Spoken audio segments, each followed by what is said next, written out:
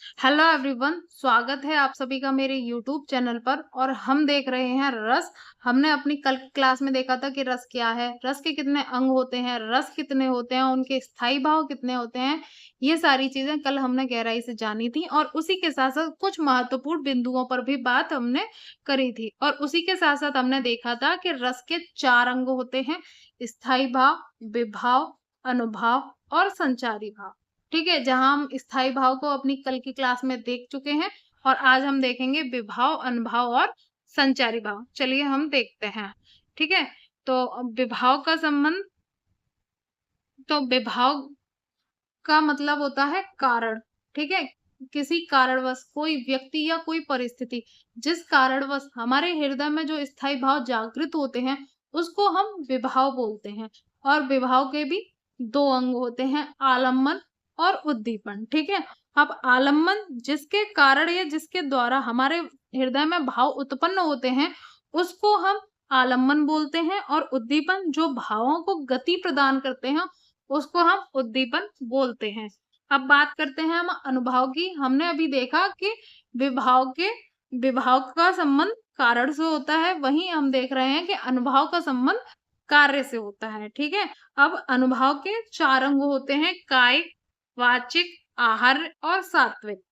ठीक है, कायिक का मतलब काया से, वाचिक का मतलब वाणी से, आहार्य का मतलब वेशभूषा से, और सात्विक का संबंध जो विकार या चेष्टाएं शरीर की स्वाभाविक क्रियाओं के रूप में उत्पन्न होती हैं, उसको हम सात्विक बोलते हैं। ठीक है, अब सात्विक के भी 8 अंग होते हैं: स्तंभ, स्वेद, रोमांच, स्वरभंग, कंप, व्यापथ, वैवर्ड, अश्रु और प्रलय। ठीक है, और आगे हम देखते हैं संचारी भाव। संचारी भाव की संख्या 33 होती है।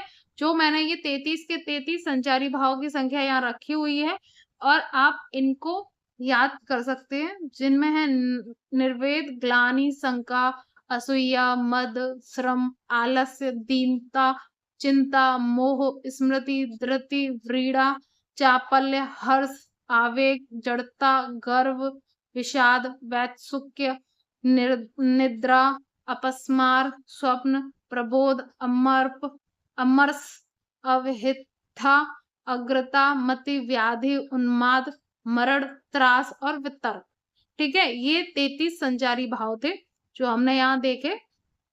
और आगे हम देख रहे हैं महत्वपूर्ण बिंदु जो है भरत मुनि ने अपने ग्रंथ, उनका कौन सा ग्रंथ, रस संप्रदाय, जिसमें उन्होंने अपने भावों की संख्या 49 मानी है, जिसमें 8 स्थायी भाव है, 8 सात्विक भाव है और 33 संचारी भाव है। ठीक है, और आगे हम देख रहे हैं कि भरत मुनि के रस सूत्र में आए संयोग एवं निष्पत्त शब्द के अर्थ रस की अवस्थिति के संबंध में परिवर्तित 4 आचार्य हैं, जिनका नाम हम देख रहे हैं। उनका नाम है भट्ट लोलट, श्री संकुक, भट्ट नायक और अभिनव गुप्त।